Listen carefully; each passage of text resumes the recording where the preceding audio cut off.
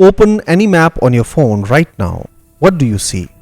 Lines, red borders, property boundaries, and city limits. We are obsessed with drawing boxes and claiming ownership over patches of dirt. But those lines, they are the greatest lie we tell ourselves about the earth.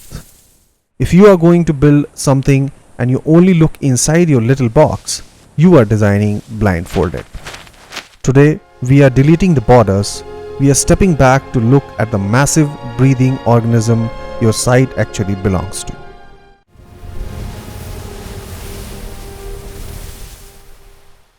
Let us talk about the illusion of the fence. When humans acquire a piece of land, the very first instinct we have is to put up a wall. We draw a hard line in the dirt and declare, "This is my world and everything outside is yours." We treat our plot of land like it is an isolated space station floating in a total vacuum. But nature does not care about our fences. Nature cannot read our legal documents or our maps. Think of it like trying to build a tiny invisible wall around your specific spot in a crowded swimming pool, hoping you can keep just your section of the water warm and clean. It simply does not work that way. The water is constantly moving, mixing, and sharing its temperature and contents with the rest of the pool. Your site, that seemingly empty piece of real estate, is exactly like that water. It is a living, breathing organ inside a much larger body. If a surgeon treats a human heart as only a standalone pump and completely ignores the veins, the arteries, and the brain it connects to, the patient will not survive. A landscape works the exact same way. Before we even think about placing a building, carving a path, or planting a single tree, we have to look up from our own dirt and look around. We have to understand the neighborhood, the city, the forest, or the valley that our site belongs to. This is what we call the macro view. It is the realization that your site is not a blank canvas waiting for your paint. It is a single thread already woven into a massive ancient tapestry. Everything that happens miles away will eventually knock on your front door. And just as importantly, every single thing you do on your site will eventually echo out into the wider world. Designing with the macro view means you stop fighting against the environment and start working alongside it.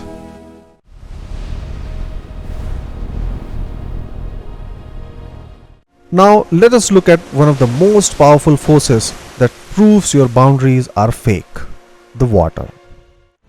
When rain falls from the sky and hits your plot of land, where does it go?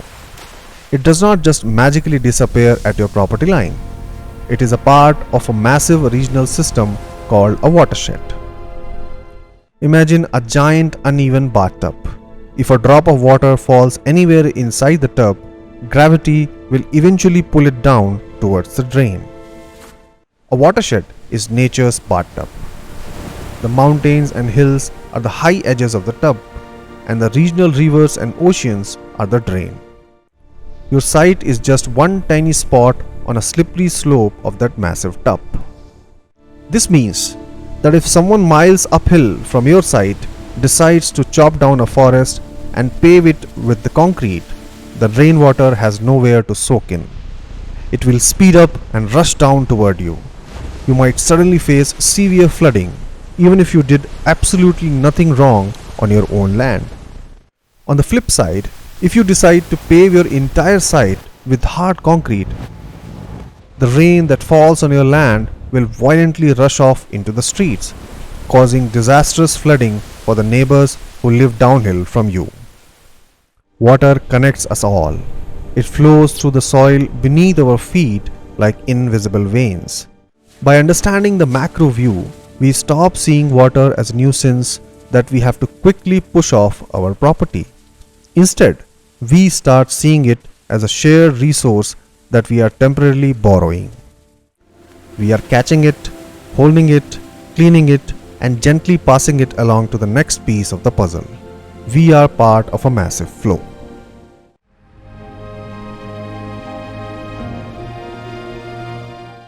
To truly understand the genius of the macro view, we can look at one of the greatest landscape projects in history, the Emerald Necklace in Boston, designed by Frederick Law Olmsted in the late 1800s. Back then, Boston had a massive problem. The city was growing fast, and local waterway called the Muddy River had turned into an open toxic sewer. It smelled terrible. It flooded the streets constantly, and it was making the citizens incredibly sick. Most designers would have just looked at the river itself, the immediate site, and tried to build bigger walls or deeper pipes. That is called looking at the micro view. But Olmsted zoomed out. He looked at the entire city of Boston and its surrounding geography as one of giant interconnected machine. He realized that fixing one spot would not solve the problem. The flooding and pollution were a regional issue. So he did not just design one park. He designed a 7-mile-long networks of parks, ponds, and waterways that stretch across the entire city, hanging like a green necklace on the map. He widened the river to handle the floodwaters naturally. He planted massive wetlands to act as a giant sponge to clean the pollution before it reached the ocean. Because Olmsted understood the macro view, he solved the city's sanitation crisis, stopped the deadly flooding, and simultaneously created a beautiful continuous green space where the citizens of Boston still walk, play, and relax over a century later. He did not fight the larger landscape. He healed the whole system by connecting the broken pieces. This is the ultimate power of looking beyond your property line.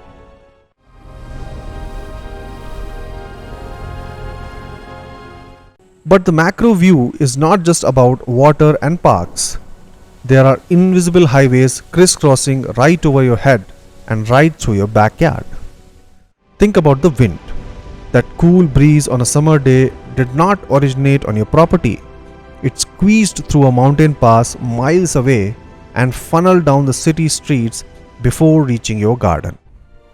If you do not study the macro environment, you might accidentally build a structure that entirely blocks that breeze, suffocating your site. Then there is the wildlife.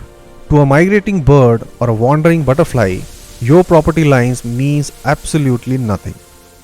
To them, the world is one continuous highway. Imagine your site is a hotel along that highway. For generations, birds have used the trees on your patch of land to rest.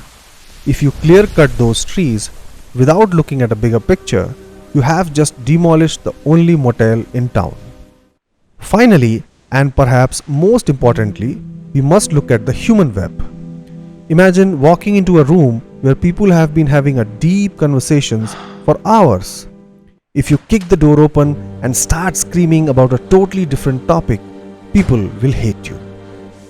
Designing a site without understanding its social context is exactly like kicking that door open. Your site is surrounded by the history of the neighborhood, local traditions, and the daily habits of people who walk past it. Understanding the things like where do the children walk to school? Is the neighborhood historic and quiet? If you understand the macro view, you design a space that joins the neighborhood's conversation smoothly. You respect the history of the soil.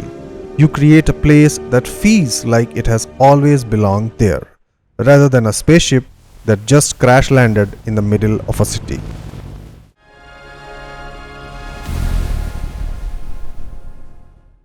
The map on your phone might show a clean, sharp boundary around your property, but reality is beautifully messy.